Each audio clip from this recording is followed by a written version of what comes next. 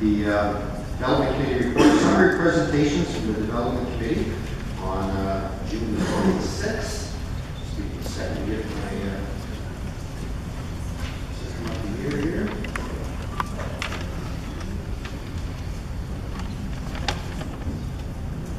I'm going to turn this. This is a summary of the report. I'm going to turn this over to Councillor Rennie. Thank you, Your Worship.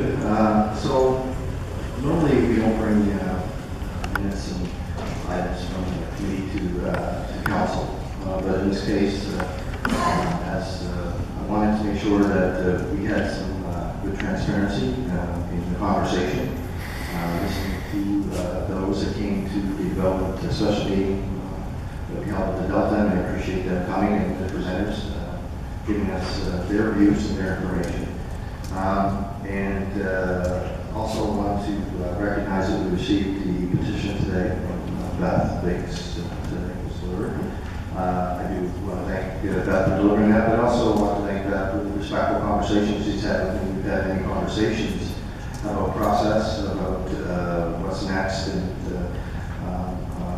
there's been a lot of other comments out there, specifically pointed towards me, and I just want to make sure I recognize Beth for being respectful in that aspect.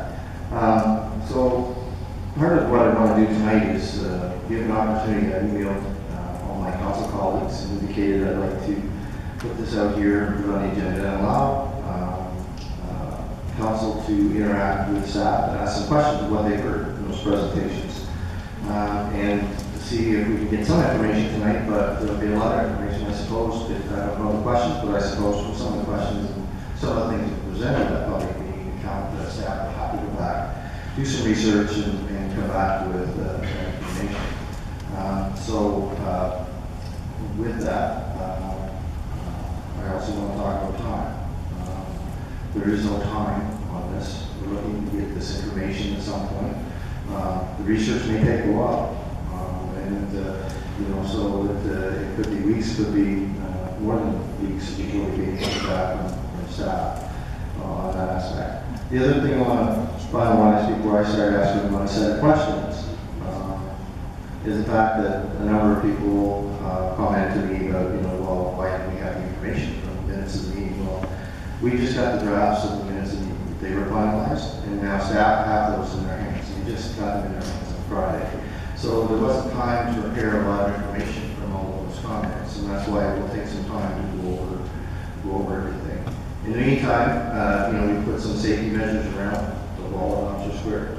That'll continue to stay there and do those safety measures, but there won't be any other further action other than St. Coleman's Drive on the square at this time until we get all the information back and council can make a decision on any ideas or modifications, if there are any, or what they may want to do with this project as they go forward. So I just want to make that clear.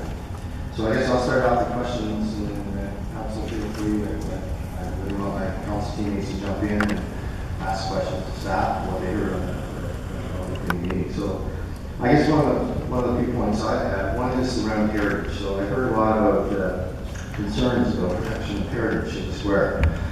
So I guess one of the things that I'd like to ask staff, and they don't, I suspect some comments tonight, but most likely probably some more information, is how do we plan on preserving some of that heritage that's in the square? How do we make sure that First Nations concerns are listened to and taken into account?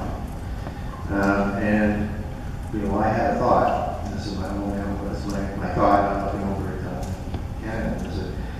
Is there a way to recognize heritage through either the museum that's there or through another avenue, perhaps where there's a playground at this point? Maybe it's a heritage garden or heritage reflection area that allows us to reflect on the wall, reflect on the troops that were there, reflect on anything we've gone. So I guess Ken, I'll look at you first to see if we can answer some of those questions for me. Mr. Forrest? Thank you, Your Worship. I guess I'd start by saying that look, I think council back, in the days meetings, the 2016 transfer of Lobster Square from the province to the city, right? So the ownership shifted from the province to the city. The city's thinking about Officer Square has always been grounded in a recognition of the important heritage of that space. It was known to us at the time, and it's been known to us for many years, that it is both a national and a provincial historic site. So the way that the space has been approached, both in terms of the desire to take ownership of the space such that it could actually be, the space could actually be more properly taken care of, but also in terms of how the space might be used going forward. We've always had heritage kind of top of mind. I think what's important for council to recognize, and I know you're aware of in particular, the provincial historic site status of the property, is that there are many character-defining elements that define Officer Square. So we have heard a lot about the trees, but it is one of many character-defining elements of Officer Square. And the challenge with this project has always been to try and balance the many character-defining elements of the site without, respecting each one of them, but trying our best to try and advance each of them forward without losing any of the other elements in the mix. So, the character-defining elements of Officer Square are well known. They were on one of the boards of the development committee meeting on June the 26th. They're available on the city website now. The public has an opportunity to look at those. And I think if you look at that entire list, you get a sense of all of the different factors that the city was trying to account for in approaching this space for the future. So, heritage has been top of mind. It has always trumped all of the other considerations with respect to the space. But it is more than just one element. It is many elements that we're trying to manage, in tandem with one another. And I think that's the piece that has not, perhaps been a large part of the public conversation. So I'm going to ask that you look into a couple things for me on the heritage side. One is ask again, contacting First Nations, St. Mary's First Nations, and talking about how we ensure that we are in communication with them and ensuring that we can respect their view on heritage issues. The other is, I know you've done a lot of testing in the site regarding things that are in the ground. I don't know the technology, it's sounding technology. I guess ultrasound would be the best way to describe that. I'm wondering too if you can come back and sort of outline the detail for council when archaeological digs to happen, how we would do that in a manner that would respect what we're going to find, be in a manner that is progressive so things can be cataloged properly, and that we're ensuring that we're not just taking a shovel and digging something. We have the proper people that are there. Now, I understand, basically, we do have archaeologists on site that are designated by the province. Am I correct?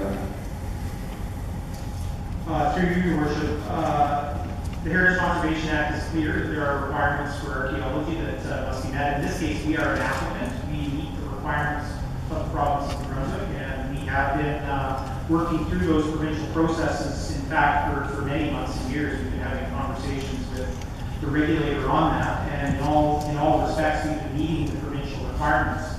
I would note that there is obviously a First Nations component to that as well. And as council is aware and has been publicly discussed, we did review the plans that were being developed for Officer Square with the Malice Advisory Committee on Archaeology back in 2016. So there has been a dialogue with First Nations communities as well to make sure that what we were looking at for the space respected the First Nations aspect of the space as well.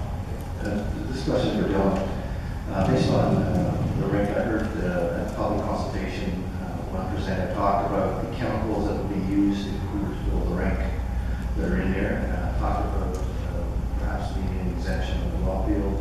And then it was kind of unfair that some people with the heat pumps or those kind of things weren't exempt from that. So can you comment on what type of chemicals, I want to clarify what type of chemicals in that plant will be used, and whether there's a permit required or an exemption required, and how does that affect everybody else in this area? Your Worship, so the chemical that was noted at the development committee was ethylene glycol. So it's an antifreeze, so yes, that is one type of chemical you can use in a plant like this. There's many other types as well that we're looking into. One is propylene glycol, which is more environmentally friendly chemical that you use in this. It's not going to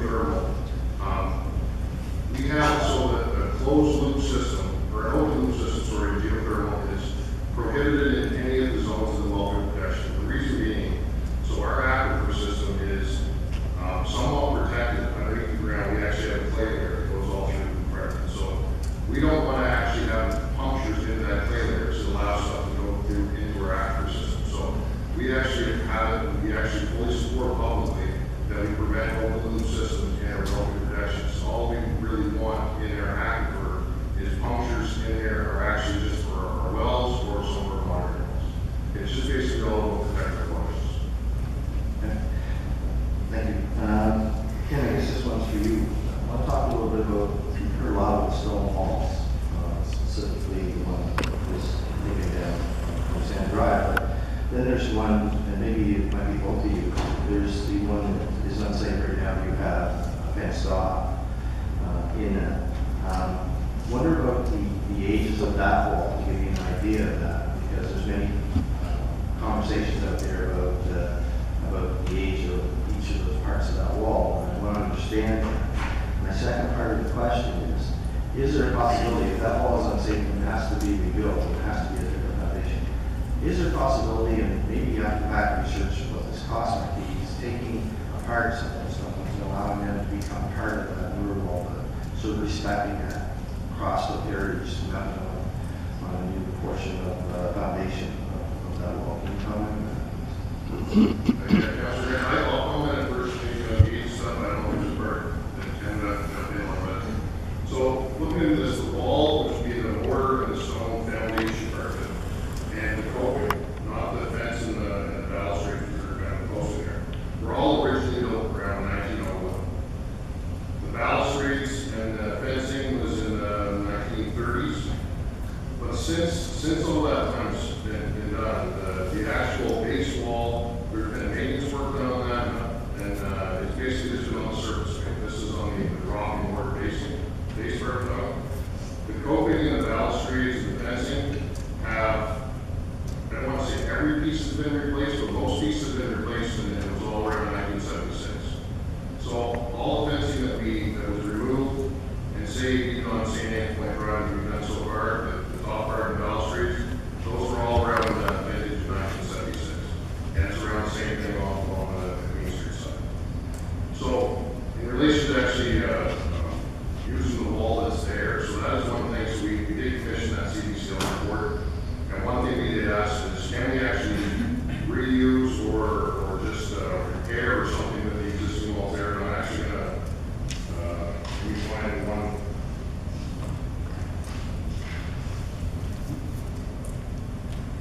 So when they came back and gave their opinion on actually reusing the wall, they came out of what are the report here.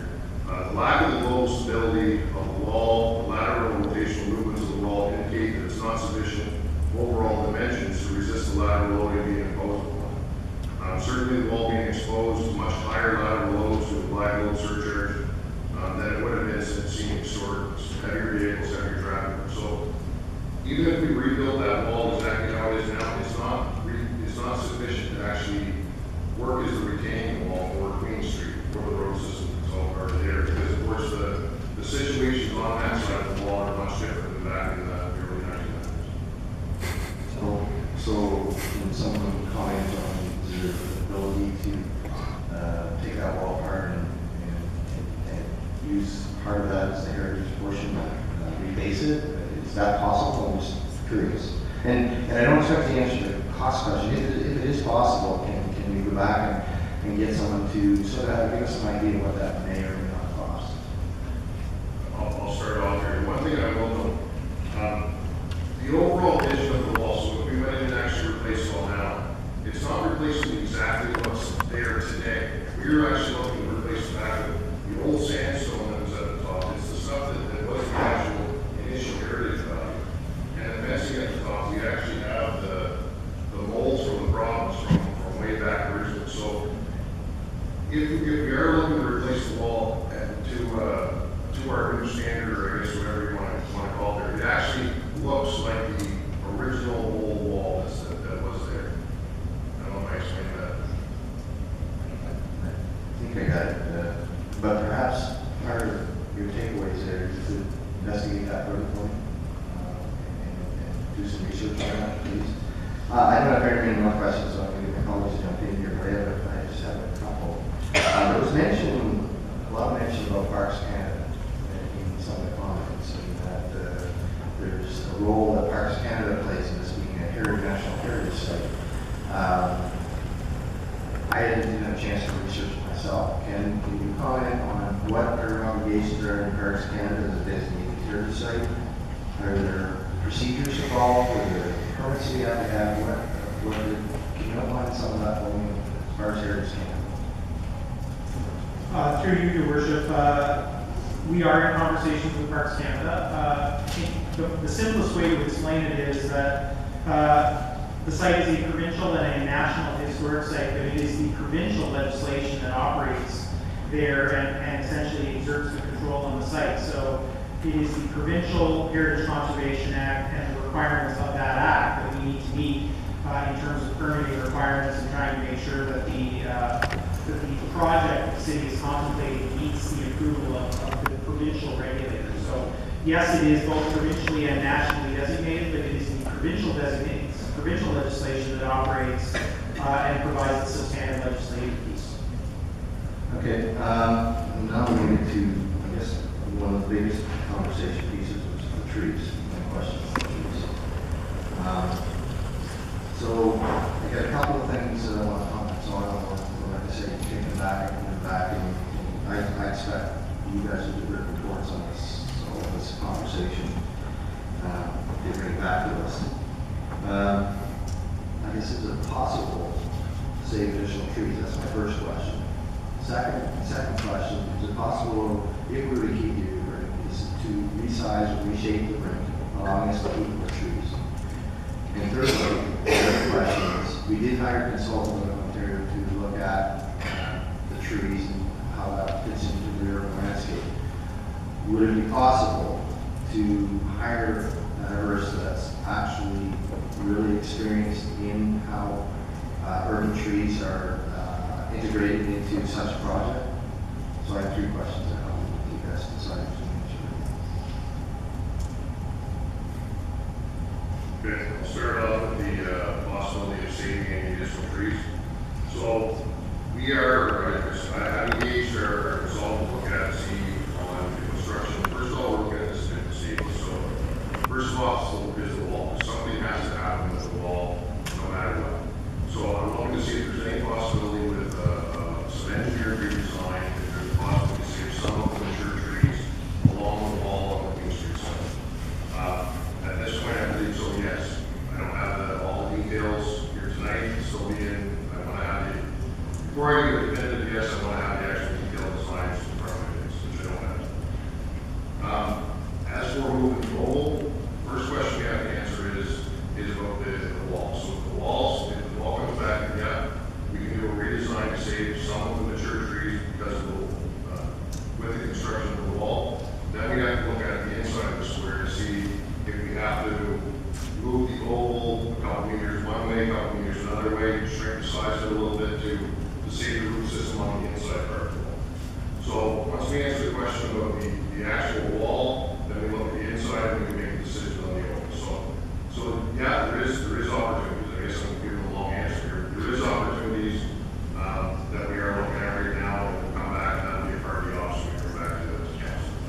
You answered 2 of my questions. My other question, would you consider engaging another arborist that really is involved in urban planning, the urban settings of how trees are integrated into, you could take Toronto or Ottawa or some of these bigger cities, and how they save trees and how they're designed into the urban landscape? I'm not sure dealing with that, you probably can. I would think. Would that be consideration that you may want to look at?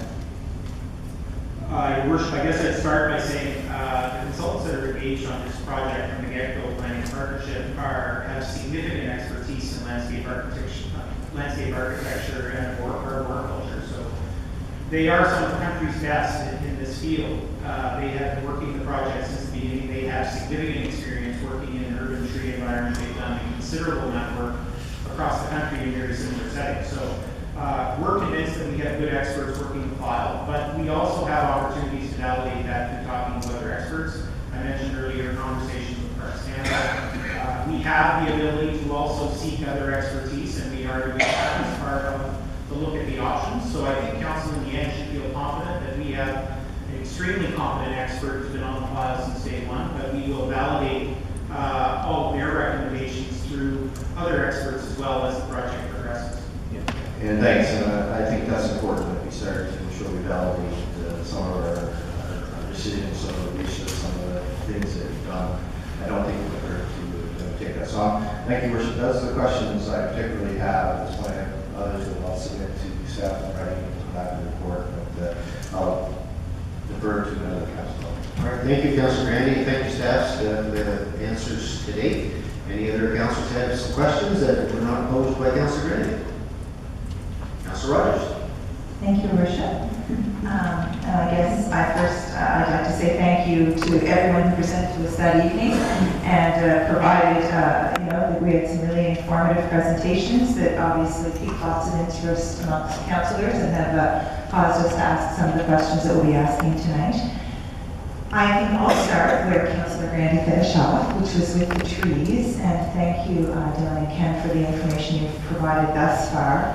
I guess my question, I'll speak to it sort of as the space-defining trees, because to me they're the ones that are, I'm not saying that all of the trees aren't important. I'm not making a case either way on trees. However, I think it can be said, said very objectively that there are certain trees in that space that are space-defining and that make that space what it is. And I do have concern about some of them, and I certainly think that a lot of people have spoken to us about those. I know, Dylan, that you mentioned that you're going to try to, you're working and looking at it and trying to mitigate some of the tree loss and making modifications for that.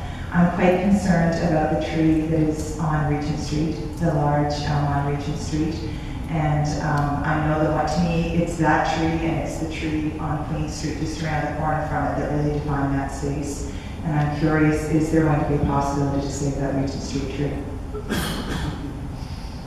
Is one thing that we're looking at is all the trees along that border and along Queen Street. So I don't want to say yes. At this point, it is something we are looking at to see if it's possible to save. Even along the Queen Street Drive, there's really 3 real mature trees in that section. So we are looking at options on each one. To be perfectly candid, one of the corners is going to be tough because it is on the corner. But I'm not saying there isn't going to be a possibility. We will come back with options. And that, because that is one that's definitely on my radar, so thank you for that. I guess, and I'll just follow up with what Councillor Grandy was saying about sort of an engineered solution to this, and I think that's what I keep hearing. Is we know that there are communities that have to work around the trees. Any design work and engineering work that they do, it has to be done around trees, and I think that the public is just convinced that there is an engineered solution. I know that this square is tricky because of the size of it. We've talked a little bit about that, the size, so much of what has to happen in a space. The trees, the fence, the support for the street that backs onto it. So I know that it's tricky, but I guess my sense is that there's a real desire to seek that engineered solution from whatever experts you need to seek it from. So that was one question, so thank you for that. My next question, I guess I just want clarification because it was about the fence, and I heard you say something that was really interesting to me. So once, if it happens that the fence has to be replaced, one of the potentially positive outcomes of that is that it will then be replicated, we'll be able to replace it, and the end result will be a replication of the original fence. I'm looking at all my people over here, yes. So that will at least take us back. While it will be new, it will have more a look of the original, a replication of the original. Is that? Yeah, that's correct. So right now, if you look out there, the original fence is mostly all sandstone on the top. It's not right now. There's a lot of concrete that's out there. It will be sandstone again. Okay, thank you for that. The next question, I had a question about the rink, but I think you already explained that. I had a question about the infill because I know a lot of people have reached out to me saying that for them, one of the defining features of the park is the sunkenness and how it creates an intimacy. And certainly when you're in that park and you're at events, you do get a sense of intimacy because you're down lower. So it's more of an elevation, and I know that there's a lot of talk in the public that the reason that we're adding the additional little over a meter, close to 5 feet, is simply for the rink. But could you elaborate? I've also, my understanding is that there are drainage issues with this square, that there are other things, there are other rationales for that infill, so if, I'd appreciate if someone could explain that more clearly. Your worship, so, it isn't just the rate. The rate is one portion, so it's about 2.5 feet, 0.7 meter. I know there's been some information if there was a meter and a half. I saw some information in 5. But it's about 0.7 meter in there. It's for a few different reasons. Some is right now everything drains back towards that back corner house is where we want to reverse the drainage. We want to make it as, I don't want to say as flat as possible, but quite flat so that for the skating goal that will be flat, but also for accessibility over on the west side of the square. So we would actually come off the street and out towards in front of the museum where it's all set up. All that area will be flat, so it'll be fully accessible. So there's a few different reasons for it to be for the rate of reason. Thank you. I just wanted to, Councilor Rogers mentioned that the floor of the grass versus the wall creates a sort of nested environment, which is, something that I think we all appreciate. You don't feel exposed, you feel embraced by the space. So although at its maximum there would be a 2.5 foot, 72 centimeter raise and grade, that's not all over. In some places it doesn't raise at all, it just evens out. But the fence itself, the new fence, would raise up, because one of the things we've done for given that the wall and the fence needed to be replaced, the opportunity now to address public safety concerns and strengthen the interior of the wall will raise it up, quite frankly, to prevent the ingress of unwanted vehicles. That will sort of compensate for the raising internally by raising externally and maintain the nested idea of the space and make you feel like you're still in that enclosed environment. Thank you for that. Now, I have to then ask about people who've been concerned about flooding. Is changing the grade in that part? We get another year like this one, which we know we will have. But what about the flooding? There are people that would say, hey, Queen Street wasn't as hardly impacted because we had the sunkenness of that square. So is that an accurate assessment how is flooding going to be, how will flood impact the square with the new rate of public impact? Through your worship, the volume that we're raising up there when it comes to flooding is it's like dropping a pedal in a bathtub. It's not going to raise the water anywhere else. It's insignificant. But what we're actually doing is we're going to, if we actually move forward with this plan, everything will be built knowing that it will be underwater at times. When we deal 2 weeks this year, that we deal with on an annual basis. So it's going to be built to be somewhat flood-proof, but it's not going to, raising grade is not going to impact anything else around it. It's like I said, it's like dropping a pedal in a full bathtub for the volume. Thank you. I have 2 others. One is about, and it was already addressed a little bit about the archaeological and indigenous artifacts, and I know it was explained. We're doing our due diligence. I guess my question is always, is doing all that is required enough? Like, can we go that extra mile? And is there an opportunity? So I would encourage staff, if there's an extra opportunity to do beyond just our due diligence, and I think that would show, it would show a sensitivity that's required in this space. But I do have a question because of 2 presenters mentioned the city's requirement for permission and permission from the Indigenous community before we proceed. And I'd like further explanation. I'm not expecting that tonight, but I am curious. I know that there have been a few recent examples once cited about during with Frank McKenna, McKenna, how the Indigenous community did not grant permission and how so he held back the project. And I think there have been a few instances nationally where Indigenous communities have not granted permission for work that was done in traditional territory. And so I'm wondering how much does that impact us moving forward? So if that could be looked at. I don't know if anyone can speak to that tonight or if that could be considered. I would like that because I obviously I want to make sure that we're doing what is right in that regard, and I'm sure we all do. And now my final question. It was something that was brought to me. I don't think we had a formal presenter on it, but it was a couple of people came and spoke to me afterwards, the evening of that meeting, about the stage. I know that there's people have differing views about the stage, but there was one point that was made to me is that it's actually the current design of that stage. First, I think it's been well explained why this stage the current stage, why it needs to be replaced. It is in horrible condition, and I think anyone who's been even remotely intimate with that stage knows that. So we've looked at a design for a new stage, but a few people working in the theater community, people who haven't spoken to me about any of the work that's been done in Officer Square otherwise, that were particularly concerned about the stage because its current design does not have a stage right and stage left, does not have entrances for a stage right and stage left, which then led to the question who was consulted in the design of that stage for its operability for various arts disciplines. So could that be explained, please?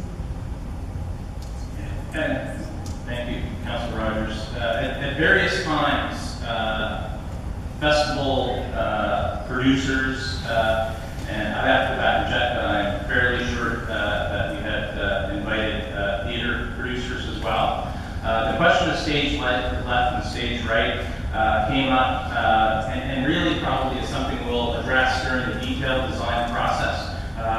It is something that not only theater is interested in, but also music festivals. They want access, they want to have sound monitoring boards on the left and the right. So that's something we'll look at. The challenge, however, is getting into size. And first of all, we don't want the stage as a structure to overwhelm the space. And we want it to fit. And if you remember, the roof lines of that stage married the officers' quarters building, and that was deliberate to be complementary to the heritage of the space. So if it's too big, it starts to overwhelm the space as a form, and that was a big concern of ours.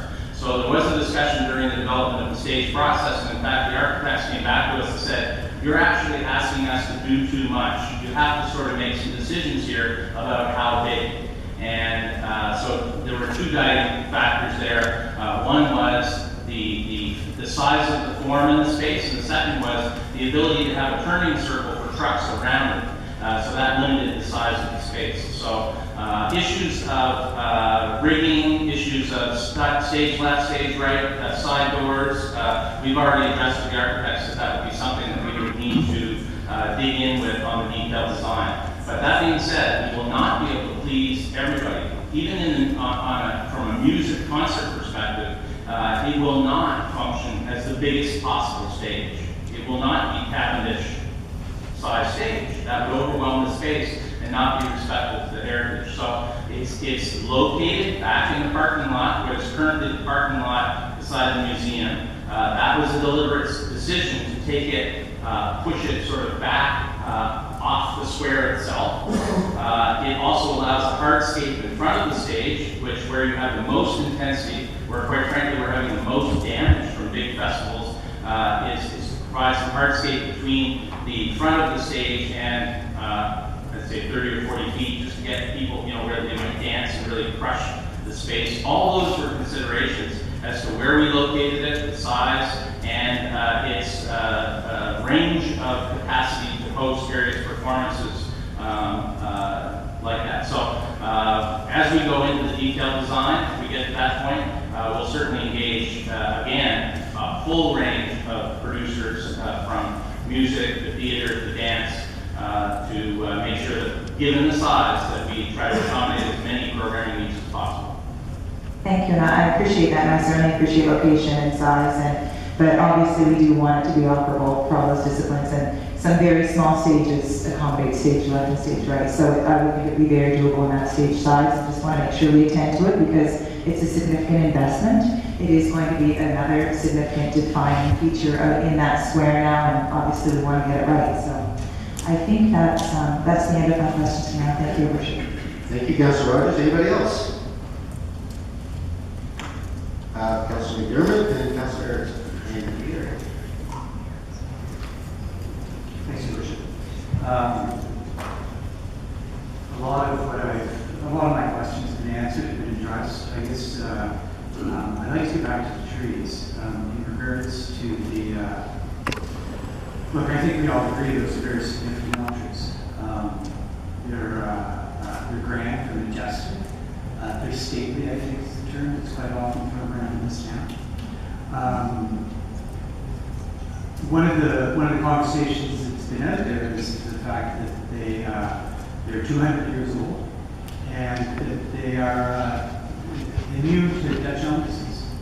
And I don't think that's quite the case, and I think that this is an important consideration in terms of moving forward. I'd like to understand a little bit better from staff in terms of predicting what the future state of those trees are. We know that we look at them and think that they're healthy right now, but I'd like to know in terms of experience what the reality for elm trees is.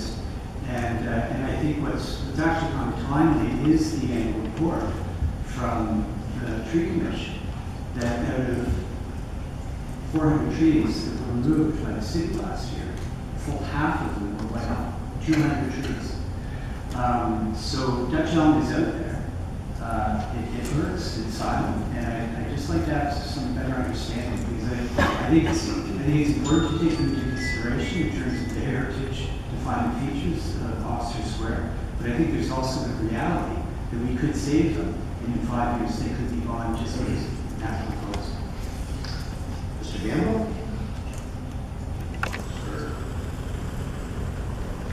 I'll start.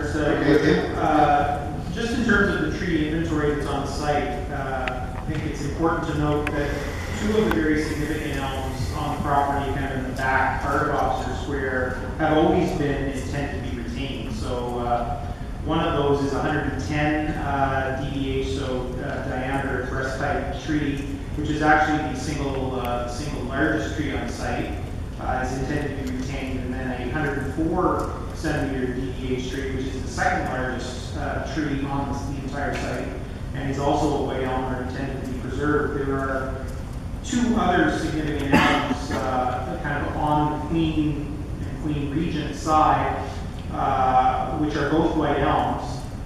One is 98 centimeters, that is the tree I believe at the corner, and then the slightly smaller one that's in a little bit, which is 63 centimeters. The information we have from Parks and Trees, who have done some testing with those trees, is that the age range of those trees is in the 90 to 105-year-old range. So that kind of provides a better sense of the aging of those trees. And the understanding that we have from Parks and Trees is that those white elm trees are not resistant to Dutch elm disease. Those are white ash trees that it is of the same species that have been impacted by Dutch elm disease elsewhere in the city. And in fact, there are a number of others in the downtown that are impacted by Dutch elm disease at the present time. Thank you. In regards to the why, you know, we've been talking a lot through this process about the what's in the house in terms of I guess what's happening, details. And I think that there's a why that's sort of missing this, and I guess in part I would like some sort of explanation in terms of in broad strokes, but also get into some of the specifics. The space has been loved to death, I think, is a term that's used quite frequently. It is a great gathering place. It's an important cultural center for us. 2 weeks ago, there was a cultural festival there. In September, we'll have Harvest Jazz and Blues Festival, which is the premier event of the season. There will be Feast in the Field. There will be any number of events that happen there. And my understanding is the current infrastructure, notwithstanding the public safety issue in terms of the wall, is that there are deficiencies from an infrastructure point of view that preclude it from being used, I guess, efficiently as we go forward. So I'd just like to hear from staff, you know, in terms of the existing stage, the electrical system, drainage, that sort of thing. Can you give me some sense of some of the maintenance issues that have not been taken care of over the years that now that we own the property, we actually can address. Mr. Seabrook? Thank you, Your Worship. Indeed, in 2016, after many years of considering this, Council acquired Officer Square, and it was fundamentally because it was in really rough shape. And that is the genesis of our exercise here. I'll give you an example. Several times we have tried to rebuild what is the current performance stage, where the Tuesday, Thursday, Saturday concerts go on. The brickwork has been damaged and is wobbly. The stage that you currently see is actually some plywood planks that have been screwed on to temporarily get us to a revitalization project, because the underside is rotten. Without it, people could, go through it. We had dancers that were unable to dance because of for lack of a better term, the squishiness of the wood on that stage. Additionally, the electrical infrastructure on that stage has given people mild shocks, and we had electrical contractors come in a couple of years ago and give us a fix, and they said, basically, this is a Band-Aid fix. You need to get in there, and this needs to be gutted and started over. This electrical infrastructure is at end of life. And every time we have a flood, as Dylan said, in the new plan, that electrical infrastructure, particularly for the stage, would be above flood level, so we would protect it. But, when we have floods going in, and you're the one programming that stage, it doesn't give one a lot of confidence that the stage is rotting, that people can't use it, that the bricks are falling out of it, and the electrical infrastructure is end of life. When we talk about the grass, if one actually goes and stands in the square, there's not a lot of real grass. You might see something green, but it's not a lot of grass. There's a lot of, I'm not sure what you call it, I have to bring in the experts, I think it's crabgrass, and weeds. And that is largely, I'm told by the manager of Parks and Trees, who I have dealt with over the last decade, I have dealt with many times, because we have gone in and tried to resod it, we have aerated it, we have tried to reseed it, we have tried everything. But that grass is so compacted because of the nature of the use. And as Dylan was explaining, the drainage is essentially like a bowl that goes into the back corner. So when you have rain, it just pools, and that contributes to the compaction when you have lots of special events on it. And one of the challenges is, and this is why I say we loved it to death, is we never give it time to recover. There's no opportunity to recover, because you have a little window at the beginning of the season. If you don't have a flood, you might get in there and do some resodding or reseeding, again, on very compacted soil, but you never have the opportunity to give it much time to fully recover before you start programming with changing of the guards, concerts, festivals. That is a very well-used space. Many weekends, we have festivals and events, community events, so it is being loved to death. We have, you'll notice, pressure dust paths that's coming out of the washroom building. That sort of, you wonder why they're there. They don't really belong there. There's no other pressure dust in the space. That's because as people were coming in and out of the washrooms, and service trucks were coming in and out of that space, they were creating great grooves in the mud. And so we just decided, okay, we'll put down some pressure dust, but we have to solve this by creating lines of desire that are appropriate for human traffic, pedestrian traffic, and mild vehicular traffic that pulls that traffic off the grass. So those are just some of the things when we talk about being loved to death that it definitely needs repair. And that doesn't address the public safety issues, doesn't address the wall or the fence, but it's just the sort of general usage of the space. It is pretty long in its tooth. And I think anyone who goes in there and really takes a good look at it would say that the status quo is not appropriate for a National Historic Site. And that is the starting point that we started with, is that we didn't think it was being given proper respect, that it needed more respect and it needed a revitalization. And that's where the planning process started. Thanks. Just a final follow-up, because it actually segued into my last question. The turf, artificial or real? Because there's been a lot of conversation saying that the whole square is being paved. I think that from the renderings, that's obviously not the case. But can you talk, I guess, two things. One, can you talk about what the grass or turf is going to replace? And the second, I'd be interested to know when you take the overall footprint of that officer square out to the parking lot, even including the parking lot, that one or the other, and I don't expect an answer on this tonight. I would like to know how much green, what percentage of the green are we actually losing in terms of the hardscaping and the stage area? I don't expect an answer on that. Dylan? Yeah, thank you, Your Worship. First off, it's going to be real grass. It's going to actually. It is, the plan would be to put a base in there that would try to make it last as long as possible. I can't remember the actual official term, what it is, but it's actual real grass. It's not astroturf or any of the stuff that has been mentioned. The actual size of the great lawn area that's in the middle there, which is an element of the square, very important that we realize very important because it's actually in the new design is bigger than what's actually there today. I don't have the exact percentage of green space to hard state from now to then. That's something that we can come back with. But again, it's real grass. Okay, thanks, Councilor McDermott. Councilor Fredericton? Thank you, Your Worship.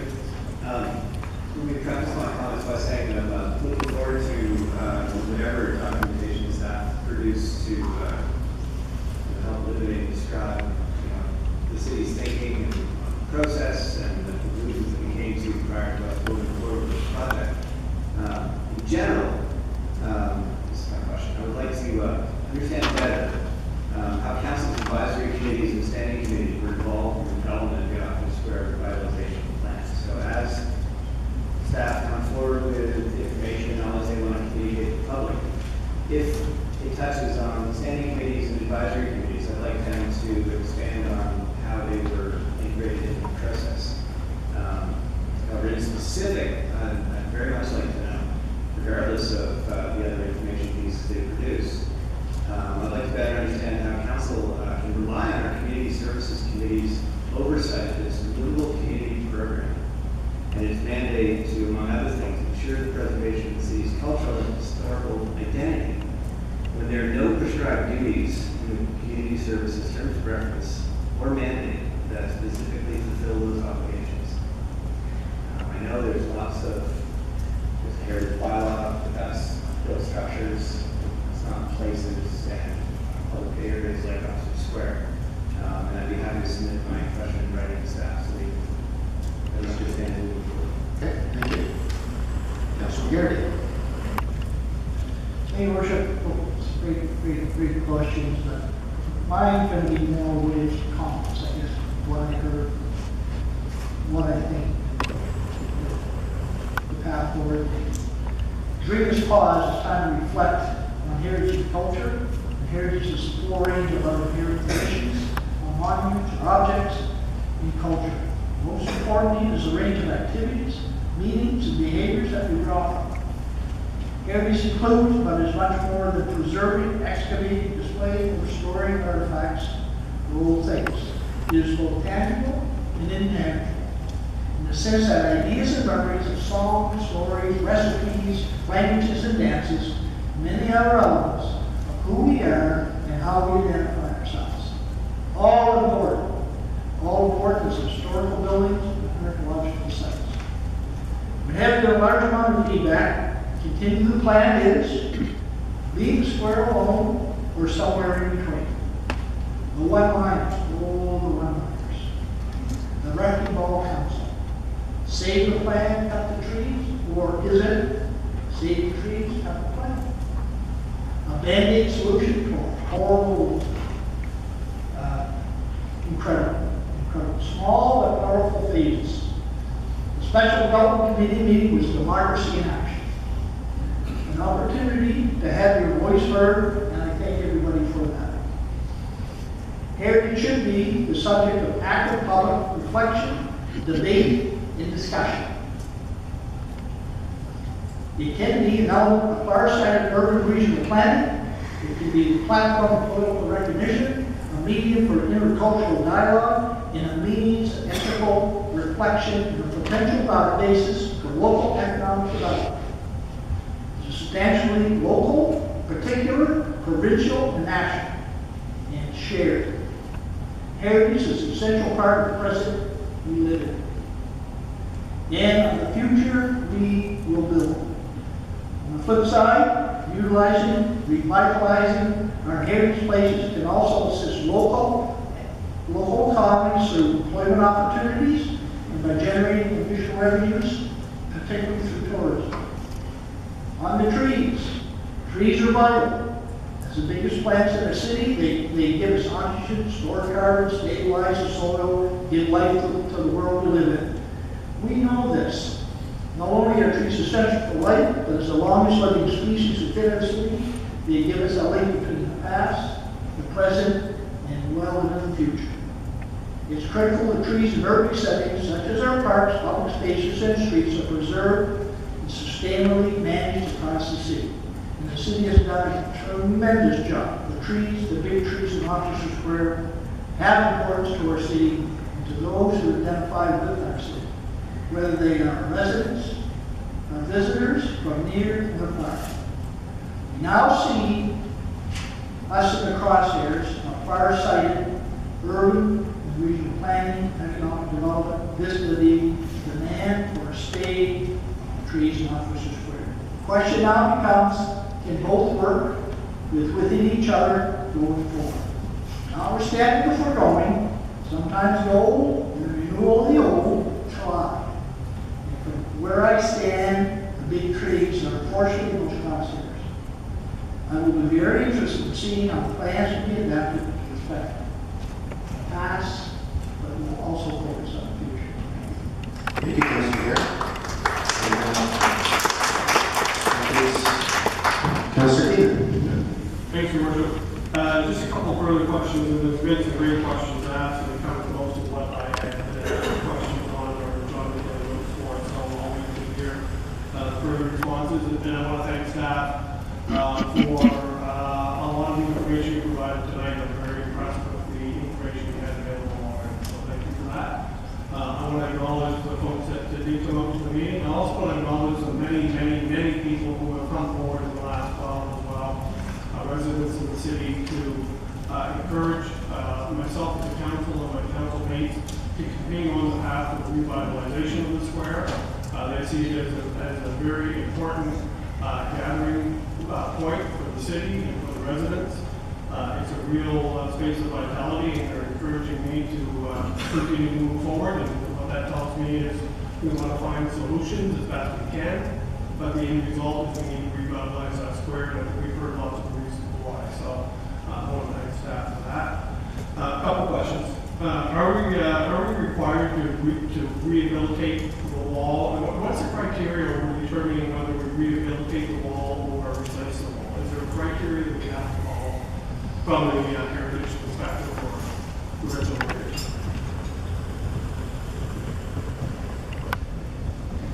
Through you, Your Worship, I think there's a number of different factors here. So when you look at the character defining elements of the site, what is referred to in the statement of significance is actually the decorative cast iron fencing that's along the perimeter of the square. It doesn't really speak to the wall. It speaks to basically what is above the wall, and speaks to the decorative cast iron fencing. So that's the piece that is directly related to the provincial historic status of the property. Really, in terms of so what supports that fence is essentially then the wall that's underneath it is serving a whole bunch of different functions, which Dylan can speak to far better than I. In the end, that requires an engineering solution that balances the many different kind of factors we're trying to provide for there. In the end, we need a certain amount of robustness that will support